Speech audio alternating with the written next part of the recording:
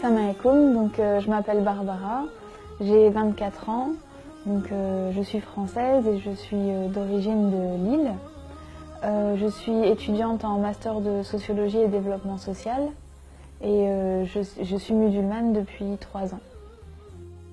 التقينا مع بربرة في مدينة ليل بفرنسا وهي هناك للدراسة.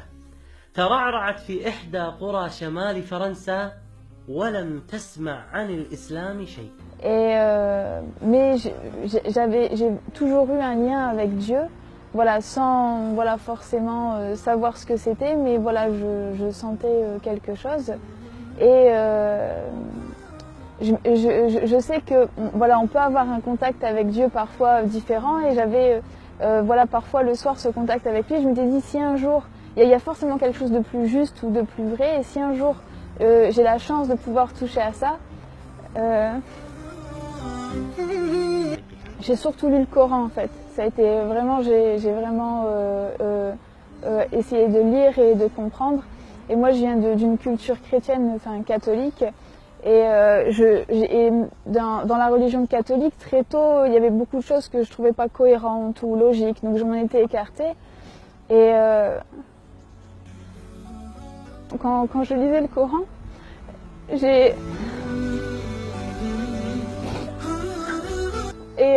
quand j'ai lu le Coran, j'ai eu la même sensation que quand je demandais de la vérité, ou voilà, d'être rapprochée de ça, ou que si j'avais cette vérité, je ferais partie de ces gens-là.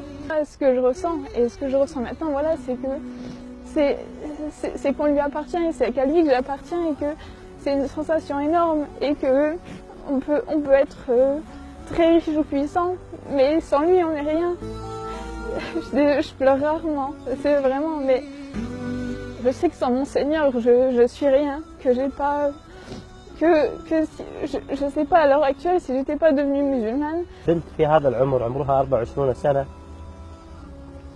عندما تتذكر كيف دخلت في الإسلام وكيف هداها الله سبحانه وتعالى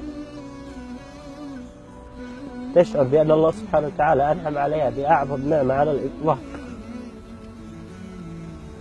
وهي هذه النعمة التي أنعم الله سبحانه وتعالى علينا بها، وهي نعمة الإسلام العظيمة. لماذا نحن لا نشعر بهذه القيمة؟ Il y a un verset en particulier, c'était parce que au départ, quand je me suis intéressée au Coran, je me suis dit je vais commencer par qu'on voit qu'il y a des contradictions forcément dans les autres écrits, donc qu'il n'y a pas que si on lit le Coran, voilà, qu'il n'y a pas donc.